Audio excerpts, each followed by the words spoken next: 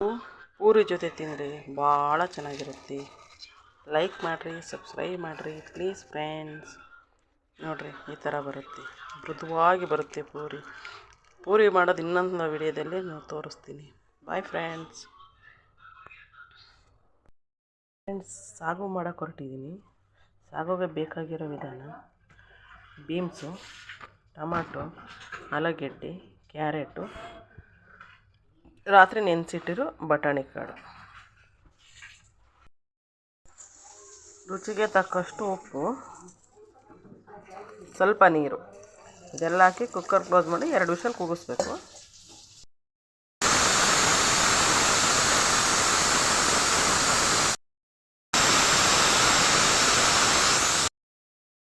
ಕಾಯಿ, ತುರಿದಿರೋ ಕಾಯಿ,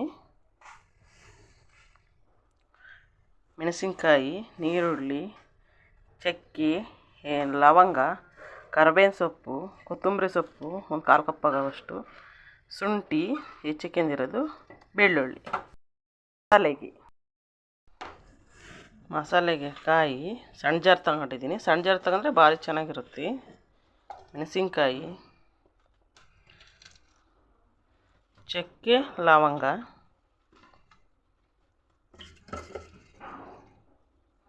ಹೆಚ್ಕೊಂಡಿರೋ ಶುಂಠಿ, ಒಂದು ಗೆಡ್ಡೆ ಬೆಳ್ಳುಳ್ಳಿ,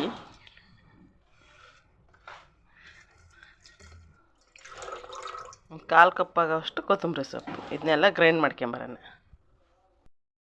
ಒಂದು 1/4 ಟೀ ಸ್ಪೂನ್ ಆಗೋವಷ್ಟು ಜೀರಿಗೆ, ಕರಿಬೇವಿನ ಸೊಪ್ಪು, 2 ಟೀ ಸ್ಪೂನ್ ಕಡಲೆ,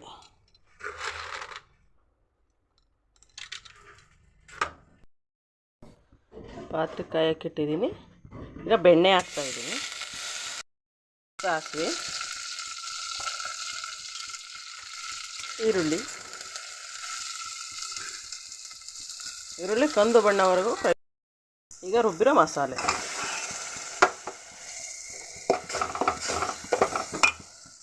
ಹಸಿ ವಾಸನೆ ಹೋಗೋವರೆಗೂ ಫ್ರೈ ಮಾಡ್ತೀನಿ.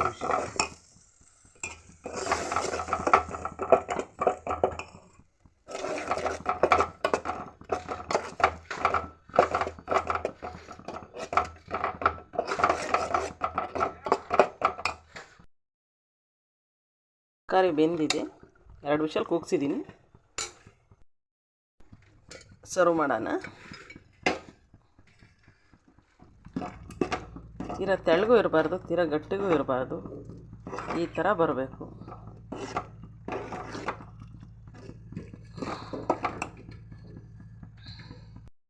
ಬೇಯಿಸೋಕೆ ಉಪ್ಪು ಹಾಕಿದ್ದೆ. ಈಗ ಸ್ವಲ್ಪ ರುಚಿಗೆ ತಕ್ಕಷ್ಟು ಉಪ್ಪು,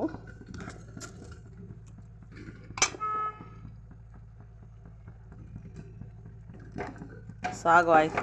ಇಷ್ಟೇ ಕಣ್ರಿ ಸಾಗು. ಪ್ಲೀಸ್ ಸಬ್ಸ್ಕ್ರೈಬ್ ಮಾಡ್ಕೇಳ್ರಿ,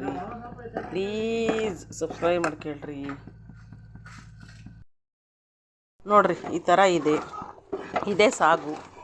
ಪ್ಲೀಸ್ ಚಪಾತಿಗೆ, ರೊಟ್ಟಿಗೆ, ಅಕ್ಕಿ ರೊಟ್ಟಿಗೆ, ಚಪಾತಿಗೆ, ಪೂರಿಗೆ ಭಾಳ ಚೆನ್ನಾಗಿರುತ್ತೆ. ಪ್ಲೀಸ್ ಸಬ್ಸ್ಕ್ರೈಬ್ ಮಾಡ್ಕೇಳ್ರಿ. ಪಕ್ಕದಲ್ಲಿರೋ ಬೆಲ್ ಬಟನನ್ನು ಒತ್ತಿರಿ ಪ್ಲೀಸ್.